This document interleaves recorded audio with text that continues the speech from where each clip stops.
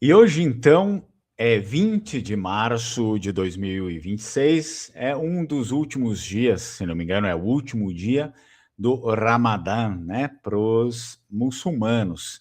Então, essa é uma data importante para eles, é óbvio, e também tem se tornado uma data importante, de um modo um pouco cômico, para a Europa também.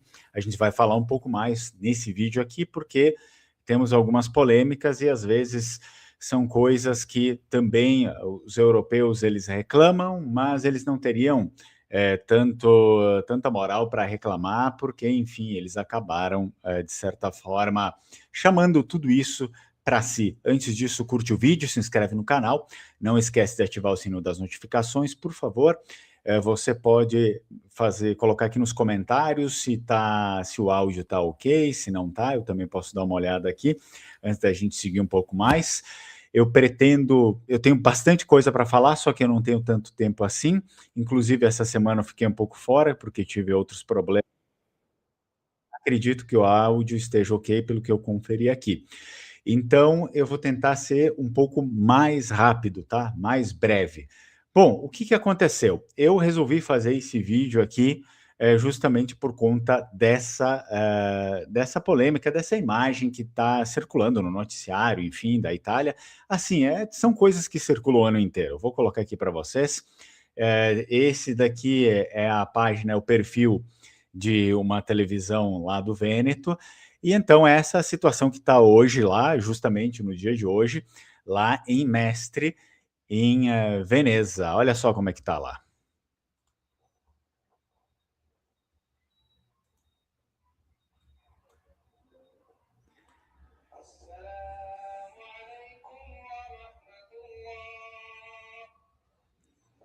Olha só, pessoal. Então tá ali, né? O Ramadã sendo celebrado lá em Mestre. A gente sabe que Mestre, que faz parte lá da província de Veneza, está bastante, digamos, dominada pelos muçulmanos. Bom, sendo assim, eu já tiro isso de vocês.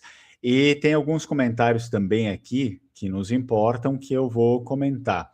O que acontece? A gente sempre vê esse tipo de episódio. Daí nos comentários ali a gente vai ver, por exemplo, falando sobre o Orban, né, Viktor Orban, que ele tem razão, que o Japão também tem razão. Isso aqui vai se referir ao primeiro-ministro da Hungria, como a gente sabe, né, as políticas migratórias restritivas do Japão.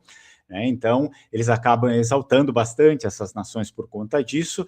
Contudo, no caso lá da Hungria, exaltam, né? Mas eles não querem pegar o outro lado que a Hungria também tem, que é o lado religioso.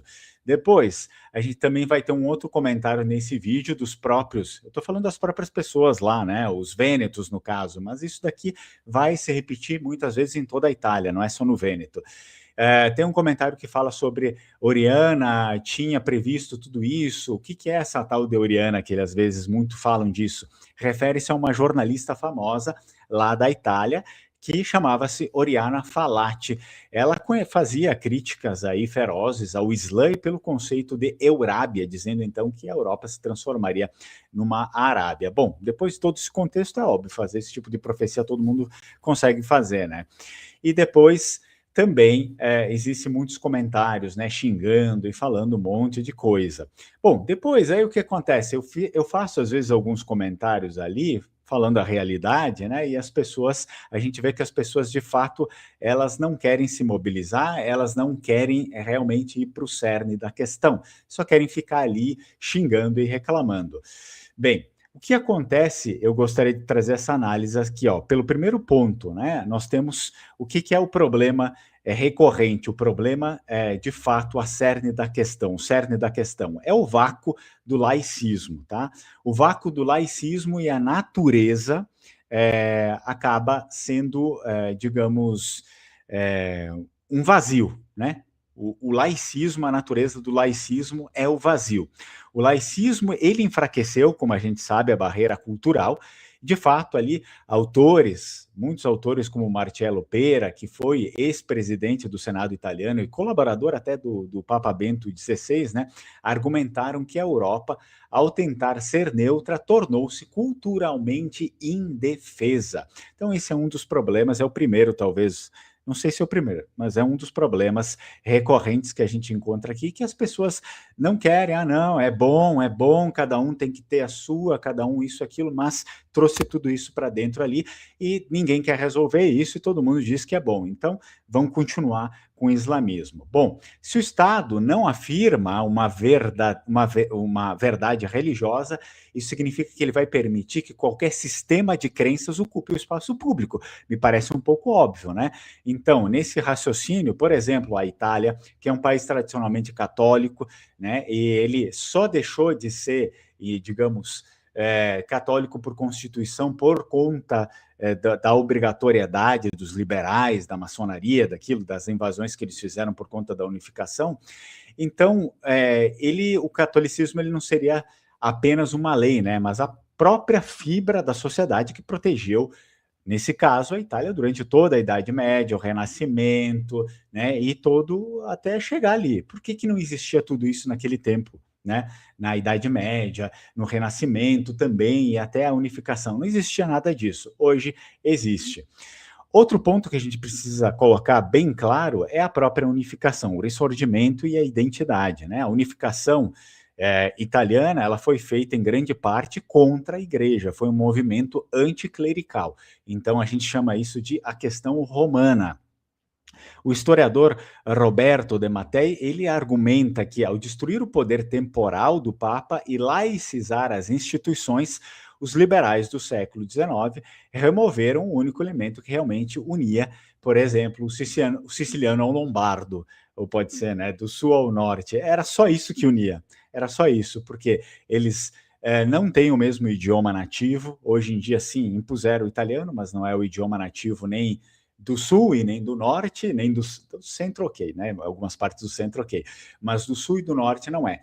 Então, não era o idioma que unia, não era a etnia que unia, não era nada que unia, era só a fé. Todo mundo era católico. Eles destruíram isso, queriam unir a Itália, destruíram o único elemento que unia a Itália, os idiotas, né? Bom, resultado, sem a religião como amálgama, né, desse sistema, a Itália moderna ali está entregue. Ela luta para encontrar uma identidade comum que não seja apenas o quê? Futebol e gastronomia, que são coisas ridículas que todo mundo fica aí bancando de italiano, achando que fazer mamma mia e cozinhar, então isso daqui é identidade italiana. Isso que não é, né? Bom, vamos lá. Por que então não havia leis anti-islâmicas antes na Itália? Hoje chove lei anti-islâmica, chove isso, chove aquilo e continua cada vez pior. Isso não resolve, não adianta. Na Idade Média e na Renascença, a proteção contra o Islã não era feita por leis de imigração, que é uma bobagem, isso não adianta no sentido moderno, tá? Mas por dois pilares. O primeiro deles era a própria cristandade, a República Cristiana. A identidade europeia era sinônimo de cristandade. Então, alguém de fora era visto como um súdito de outra potência espiritual e política. Então, existiam ali barreiras físicas e militares, o conflito, óbvio, ele acontecia, mas ele era um conflito externo, a gente vai citar aqui Lepanto, o cerco de Viena e tantos outros, era um conflito sempre externo, não era dentro da Europa, não existia esse problema dentro da Europa, não havia uma migração interna massiva. Por quê? Porque as sociedades eram organizadas em suas guildas, paróquias e feudos, então era impossível a pessoa viver fora disso. Não existia quem conseguisse viver fora disso, tá bom?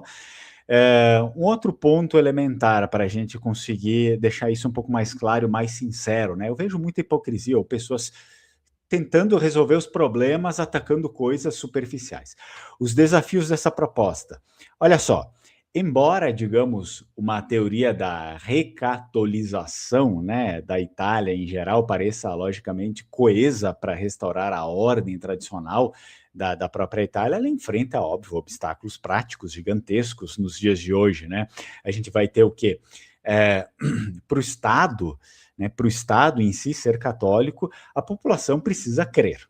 Então, esse daqui é o primeiro obstáculo. Atualmente, a prática religiosa na Itália caiu drasticamente. Um Estado católico sem católicos praticantes seria apenas uma causa, uma casca jurídica, né, tão vazia quanto o laicismo atual. Então, as pessoas nem sequer obteceriam, né?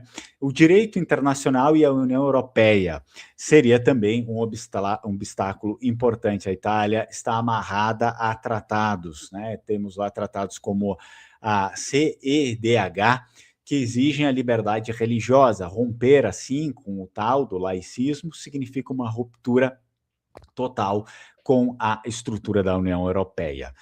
E depois a gente vai ter o quê? Também a tal da direita de palanque, que também é um grande problema. A gente fala muito sobre esquerda, mas a direita também é um enorme problema. A direita de palanque, a direita mentirosa, né? Então, como a gente já muito notou, e basta ser sincero, né? Muitos políticos usam crucifixo, usam rosário, né, como símbolos eleitorais. É puro marketing, é puro marketing. Eles não propõem uma mudança real na estrutura moral ou jurídica de país nenhum, né, que siga nenhum, tá? Então, esse também é um grande problema a ser enfrentado. Depois, eu tenho algo interessante que eu pesquisei aqui, que é a própria, a gente poderia chamar de a opção beneditina. Bom, esse termo opção beneditina, ele vem de um livro de um jornalista e escritor americano, que é o Rod Dreher, publicado em 2017, que se tornou um marco no debate sobre os cristãos, sobre como os cristãos devem viver em uma sociedade pós-cristã e secularizada. A referência direta é a São Bento de Núrcia, que é o pai do monaquismo ocidental. Então, inclusive, eu até tenho esse livro aqui, ó. Vou dar uma olhada, vou mostrar para vocês.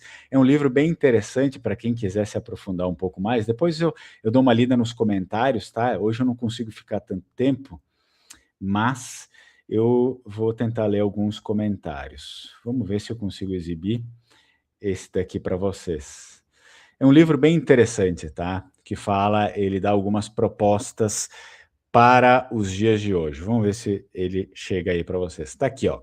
Então, opção beneditina, uma estratégia para cristãos no mundo pós-cristão. O que acontece? Quando o Império Romano do Ocidente colapsou, a sociedade entrou em um caos moral, político e institucional. Então, as cidades tornaram-se inseguras, a cultura clássica estava se perdendo e o paganismo e as heresias floresciam cada vez mais. São Bento, ele não tentou salvar um império, né, através da política de Roma, como fazem hoje, tentam salvar o império corrompido através das próprias políticas e das leis corrompidas do império. Caramba! Será que não consegue observar isso, né? Então, ele não tentou nada disso. O império já está em decomposição. Todo mundo que faz parte dele já está decomposto, né? Então, em vez disso, ele se retirou, óbvio, para as colinas e fundou comunidades de fé, mosteiros, centrados na oração, no trabalho. É aí que vem ora et labora, ou seja, ora e trabalha, né? E na preservação do conhecimento, principalmente. Esses mosteiros tornaram-se arcas, verdadeiras arcas, que preservaram a civilização ocidental, a agricultura, a literatura e a fé durante a Idade Média. Séculos depois, foi a partir dessas pequenas comunidades que a Europa foi recristianizada por conta disso, né? Então, Dreher, que é o nosso jornalista, tá ali o livro também, depois eu deixo o link aqui para vocês, eu posso colocar o link do livro aqui nos comentários. Só um minuto. Vou deixar ali nos comentários. Vamos ver se... tá aí, ó. Coloquei nos comentários, tá?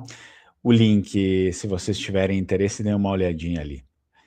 Bom, ele argumenta, então, Dreher argumenta que o Ocidente moderno vive um novo colapso de Roma, tá? Para ele, tentar salvar a cultura apenas votando em políticos direitistas, com muitas fezes na cabeça, ou aprovando leis isoladas, é inútil. É extremamente inútil. A gente vê que é besteira, né? É inútil. Então, por quê? Se a cultura e a fé das pessoas já estão mortas por dentro, não vai resolver nada, não vai resolver absolutamente nada. Então, o que ele propõe? A opção beneditina. Criar comunidades paralelas, em vez de tentar controlar o Estado laico, que é hostil à fé, os cristãos deveriam focar em fortalecer suas próprias escolas, paróquias e famílias. Depois, viver a contracultura, ser um exemplo tão sólido de vida virtuosa e comunitária que as pessoas de fora, perdidas no vazio do consumo e no niilismo, sintam-se atraídas por aqueles que vivem diferente. E por último, também preservação, manter a tradição viva dentro das comunidades para que quando a estrutura secular atual eventualmente desabar, a igreja esteja pronta para reconstruir a sociedade sobre fundamentos sólidos. Portanto, a mudança acontece primeiro conosco e com aquilo que nos cerca, né, com aquilo que nós temos o poder aí de alterar. A opção beneditina, ela é uma estratégia de sobrevivência e florescimento de baixo para cima, e não sempre como a ideia moderna ficar esperando de cima para baixo, né, sempre de cima para baixo. Ah, porque o Estado não faz isso, porque o governo não faz isso. Ou então a pessoa religiosa, ah, porque a igreja não faz isso, porque a igreja não muda, porque a igreja não sei o quê. E você faz o quê? Não faz porcaria nenhuma. Então, essa é a opção, né? Então, a gente tem que observar que, por exemplo, São Bento, a história de São Bento, né, foi baseado nisso. Ele não pediu permissão ao imperador ou aos bispos, né, para que ele pudesse seguir outras regras. Óbvio, regras que estavam em consonância com a sua devoção e tudo mais, né? Não uma rebeldia, não é isso que estava falando. Porém, ele simplesmente começou a viver de um modo diferente, de um modo muito elevado, né? Diferente. E com o tempo, ali, a própria santidade dele, das suas ações e a eficiência dessas comunidades eram tão óbvias que a própria instituição, por exemplo, a própria igreja como instituição, acabou sendo positivamente contaminada por elas e adotou isso como modelo, né? Então, por que esse seria o melhor remédio e que funciona?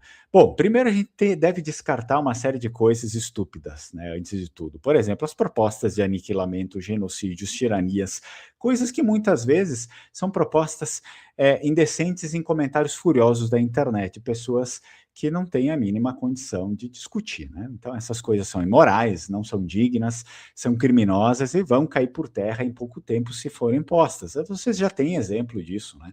Em várias fases aí, no nazismo, comunismo, enfim, cai tudo por terra, no final fica pior ainda. Então, depois que caem, tudo piora, né?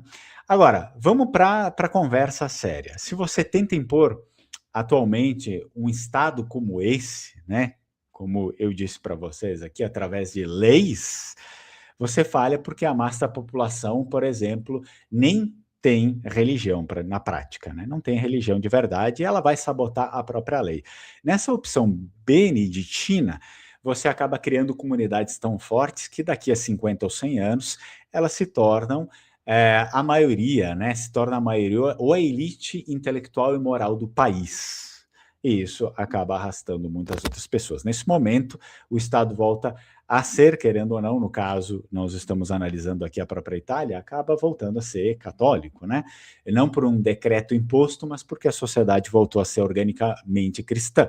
É uma reconquista da cultura antes da reconquista do poder. Só assim, realmente é só assim para vocês eliminarem a possibilidade de uma Europa ou, no caso aqui, de uma Itália islâmica. Fora disso, não tem outra opção, né? Vocês podem criar leis, criar ditadura, criar isso, aquilo, vai cair tudo por terra e depois vai ficar ainda pior.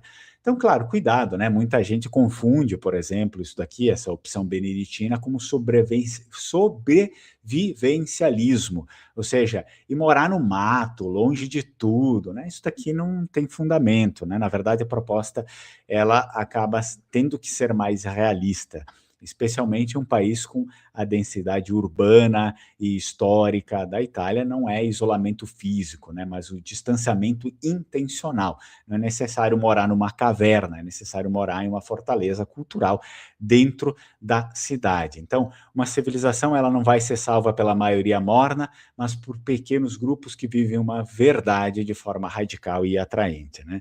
Então, você continua sendo, por exemplo, o médico, o advogado, o engenheiro, o operário, não tem problema nenhum.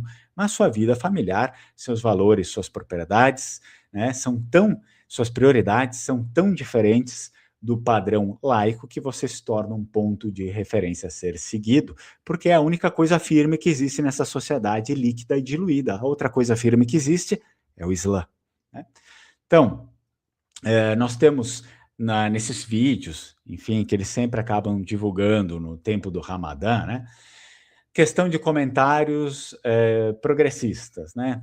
Então, devemos respeitar a fé de todos, devemos isso, devemos aquilo, aquele princípio laico que sempre existe, que é um princípio progressista, né? Bom, como as coisas funcionam? Vamos dar uma olhadinha lá, porque se a gente está falando de mestre, a boa parte, 90% dos muçulmanos, eles vêm de Bangladesh, né? Como é que funciona o caso lá, o país da maioria desses muçulmanos aqui? Bom, a Constituição de Bangladesh estabelece o Islã como a religião de Estado, mas afirma, né, no papel, simultaneamente, o princípio do laicismo. Teoricamente, ela garante o direito de professar, praticar e propagar qualquer religião. Bom, ao contrário, é óbvio, isso seria totalmente ao contrário de lugares como, né, a Arábia Saudita, enfim. Bom, Bangladesh, ali você vai ter igrejas abertas, escolas católicas e feriados cristãos como o Natal, que são até reconhecidos nacionalmente, você pode praticá-los.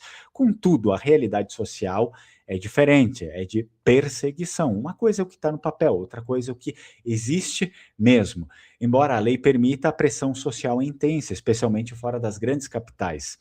O cristão em Bangladesh representa menos de 1% da população, a grande maioria é muçulmana, cerca de 90%, seguida por hindus. O maior problema não é um governo em si, até o governo é o maior problema, mas grupos islâmicos radicais e a própria vizinhança. Então, seja converter-se ali do Islã ao cristianismo em Bangladesh é extremamente perigoso, é risco até de vida, né? Ex-muçulmanos que se tornam cristãos frequentemente sofrem ameaças, expulsão de casa, perda de emprego e, em casos extremos, até violência física. Ocorrem episódios, e são vários, de vandalismo contra propriedades cristãs, muitas vezes ligados a disputas de terra, onde a religião acaba sendo uma desculpa usada para os muçulmanos invadirem e conquistarem ali o local, roubarem, né? Enfim. Bom, depois nós temos aqui o fato de que, então, não existe uma igualdade, né? Não existe uma lógica entre o comentário progressista laicista do Ocidente, que diz que todo mundo deve ser respeitado, enquanto uma pessoa que professa a mesma fé, que às vezes pode ser a sua, ou que você finge que é a sua, que no caso é o cristianismo, lá em Bangladesh, que é o país onde vêm todas essas pessoas, você não seria respeitado, né? Você seria provavelmente roubado, criticado, seria aniquilado de diversas formas e, quanto muito, até a sua vida. Então, existe um desequilíbrio muito intenso ali que é necessário observar isso também. Bom, num cenário futuro pessimista, o que a gente teria? Com apenas pequenas ilhas beneditinas, que é o caso da proposta desse livro aqui, Sobrevivendo, né? Enquanto a massa da população permanece em um estado de apostasia, indiferença, enfim, né? O resultado histórico e sociológico costuma ser de absorção cultural. Isso já foi visto em vários aspectos históricos, tá? A conversão por conveniência ou pressão social. Então, historicamente, grandes populações que perderam o fervor religioso não costumam resistir a uma nova fé que se apresenta como forte, organizada e disciplinada, como é o caso do Islã. Então, o ser humano ele tem sim uma necessidade intrínseca de pertencer a algo maior. Se o catolicismo, no caso da Itália, né, o catolicismo dessa massa é apenas um rótulo vazio e estatisticamente a gente sabe que a maioria é só um rótulo vazio, eles nem praticam, eles não fazem nada, né? E o Islã, ou outra fé assertiva, oferece uma comunidade vibrante, leis claras e um sentido de propósito, muitos acabarão, sem sombra de dúvidas, se convertendo. Né? Não necessariamente por convicção teológica inicial, mas por assimilação social. Então, a gente vai ter exemplos históricos que estão aí vivos. O norte da África e o Oriente Médio eram regiões majoritariamente cristãs. Com o tempo, a pressão social, os impostos diferenciados e a decadência das divisões internas cristãs levaram a massa a adotar a fé da nova classe dominante, e hoje todo mundo é muçulmanos. E isso aqui está acontecendo na Europa também, né? Bom, vamos lá, vamos falar um pouco sobre o sincretismo e a perda total da identidade. Aqui, nesse caso da grande massa da população europeia, e a gente encaixa também a Itália aqui, tentariam inicialmente criar versões diluídas da fé para se adequar ao mundo moderno. Inclusive, é isso que se tenta fazer até os dias de hoje, né? Nos dias de hoje se tenta fazer isso. Bom, o resultado disso, isso geralmente acelera a extinção. Tá? Uma religião que tenta ser igual ao mundo, ela não oferece motivo para alguém nela permanecer. Então, as pessoas vão correndo para outra, que tenta ser muito diferente do mundo. Então, essa massa se tornaria uma população sem raízes, vivendo o materialismo prático, até que as crises econômicas ou sociais as obriguem a buscar abrigo em estruturas mais rígidas, como as comunidades islâmicas ou também as ilhas beneditinas, certo? Bem, eu tenho aqui mais alguns pontos, mas eu não tenho tanto tempo para trazê-los, tá? Enfim, eu acho que deu para entender que a realidade do problema aqui social é um problema muito cru, que as pessoas não têm coragem de tocar nisso, as pessoas não querem tocar nisso, elas querem continuar no seu conforto e elas vão pagar por isso, é óbvio. Por exemplo, só trazendo algum dado aqui interessante, a realidade das conversões ao Islã, né? Embora a grande maioria dos muçulmanos no país, na Itália, seja de origem imigrante, como os bengaleses do vídeo que eu mostrei aí, o número de cidadãos italianos nativos que se converteram ao Islã tem subido de forma consistente nas últimas décadas. Estima-se que existam entre 70 mil a 100 mil convertidos italianos. Então, o ritmo de crescimento é mais ou menos cerca de 4 mil italianos se convertendo por ano. Parece pouco, mas num país como a Itália não é tão pouco assim. O contexto total. Em uma população de cerca de 2,6 milhões de muçulmanos na Itália, os convertidos nativos ainda são uma minoria, cerca de 3 a 4%, mas é o grupo mais influente, ativo intelectualmente na política italiana, porque são eles que têm o poder realmente de mudar alguma coisa para a comunidade islâmica, porque eles são italianos, nasceram lá, eles falam perfeitamente a língua, eles sabem, enfim, então eles têm mais penetração, tá? Bem, por que se converteram? Porque, justamente por isso, se a gente for ver lá nas estatísticas, busca por sacralidade e disciplina. Não existe mais nada sagrado, não existe disciplina nenhuma, né? Então, óbvio, eles nasceram em um ambiente muitas vezes católico de estatística, ou seja, pessoas que nem frequentavam nada, ou já famílias ateístas. Então, eles não tinham referência de nada. E um Estado completamente imoral, um Estado completamente destruído, ou seja, eles falam que falta de disciplina, né? Então, são esses os principais fatores. Muito bem? Vou ver se tem alguma coisa aqui também interessante que eu separei. Assim, o perfil dos convertidos. São jovens, geralmente são jovens universitários, ou seja, está pegando a camada nova, né, da população. Há um número relevante de intelectuais e ex-militantes de extrema esquerda e extrema direita que buscam uma ordem espiritual que o materialismo político não entregou. Muito bem? Esse ponto aqui é crucial para a gente entender algumas coisas e para ver que existe uma base, né? Não adianta ficar só querendo, chorando, dependendo do Estado, falando que tem que fazer isso, aquilo, e no final o problema é você. Né? No final, o problema somos nós, efetivamente, focando apenas na Europa agora, o problema efetivo são os europeus. São os europeus o problema efetivo. Rafael, sim, Rafael, eu moro em Bento. Pior que é inútil votar na direita atual, pior que é inútil mesmo votar na direita atual, só a gente ver que a Meloni está fazendo na Itália, vender uma coisa, sim, não tem sentido nenhum.